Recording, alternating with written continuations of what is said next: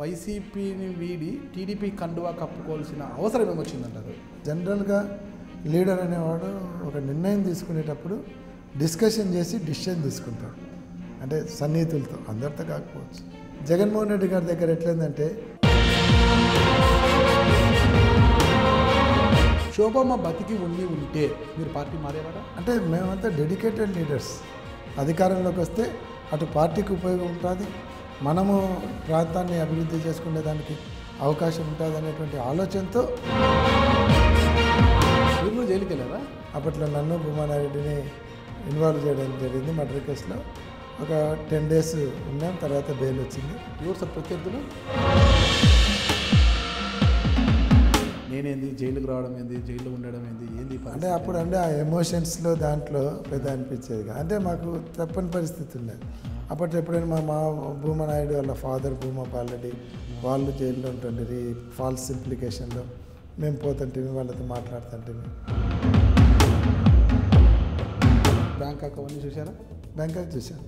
Massage చేసుకున్నారు పోయి? ప్రతి హోటల్లో చేస్తారు. మీరు చేసుకున్నారా? చేసుకున్నాం. ఎన్నిసార్లు చేసుకున్నారు? ఎస్వి సుబ్బారెడ్డి కూడా సన్ స్ట్రోక్ తగిలింది. ఆ సన్ స్ట్రోక్ వల్ల ఎస్వి సుబ్బారెడ్డికి ఆ రోజు మంత్రి పదవి కూడా పోయింది. ఈరోజు అదే పరిస్థితి అఖిలప్రియకు రావచ్చు. నేను కానీ నా కొడుకు కానీ ఎక్కడైనా టెండర్లలో దీనిలో ఇన్వాల్వ్ అయ్యి తప్పు చేస్తామంటే నా మీద జ్యుడిషియరీ ఎంక్వైరీ అయింది.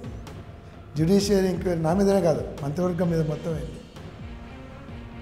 జ్యుడిషియరీ ఎంక్వైరీకి నేను రెడీగా ఉన్నాను అని తన మీద తను జ్యుడిషియరీ ఎంక్వైరీ ఫస్ట్ ఆఫర్ చేసినటువంటి వ్యక్తి. బలం మీ భావ భూమా నాగిరెడ్డి గారు, ఆయన బలం ఇప్పుడు ఆయన లేరు అంటే ఆయన లేని లోటు మీకు కనిపిస్తుంది? ఆయన లేని లోటు అయితే కనిపిస్తుంది, కానీ ఎలక్షన్ టైం మాత్రం ఎవరి కాన్ఫిడెన్స్లో వాళ్ళు ఉంటాము, ఎవరిది వాళ్ళకే ఉంటారు, ఒకరికొకరు హెల్ప్ చేసుకునే పరిస్థితి ఉండదు. ఆయన కాన్ఫిడెన్స్ వాళ్ళకి తెలియాలి.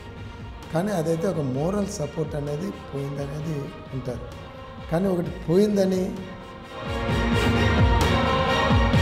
ఒక ఆలోచన శక్తి ఉండే గ్రాడ్యుయేట్స్ కావచ్చు, పట్టభద్రుల నియోజకవర్గం కావచ్చు, ఉపాధ్యాయుల ఎమ్మెల్సీ కావచ్చు, అవన్నీ కూడా టీడీపీ బోల్తా కొట్టింది కదా. అంటే ఇది ఒకటి మీరు అది ఒక యూనియన్ల మధ్యన జరిగేటువంటి ఎన్నికలు. ఈసారి పొలిటికల్ కలర్ వచ్చింది, ఇంతవరకు ఎప్పుడు రాలేదు. ఈ కమ్యూనిస్ట్ పార్టీలు కానీ లేదంటే దానికి సంబంధించినటువంటి యూనియన్లు దాంట్లో పవర్ఫుల్గా ఉంటా ఉన్నాయి. ఎక్కడైతే వైఎస్ఆర్ గెలిచిందన్నారో అవి కూడా. ఇంటర్మీడియట్ ఏ కోర్స్ చేశారు? ఇంటర్మీడియట్ మామూలుగా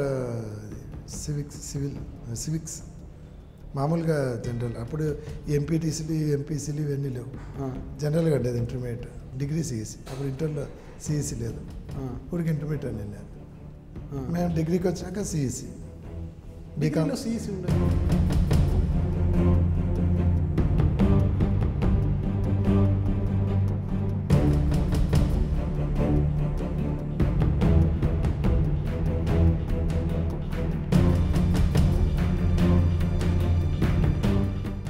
నేను ఎస్వి మోహన్ రెడ్డి, కర్నూలు శాసనసభ్యుని, తెలుగుదేశం పార్టీ.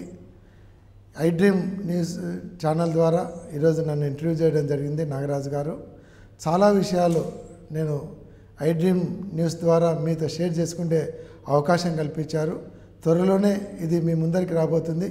మీరందరూ కూడా దీన్ని చూసి మీ అభిప్రాయాలు తెలియజేసి నన్ను ఆశీర్వదించాలని కోరుకుంటున్నాను.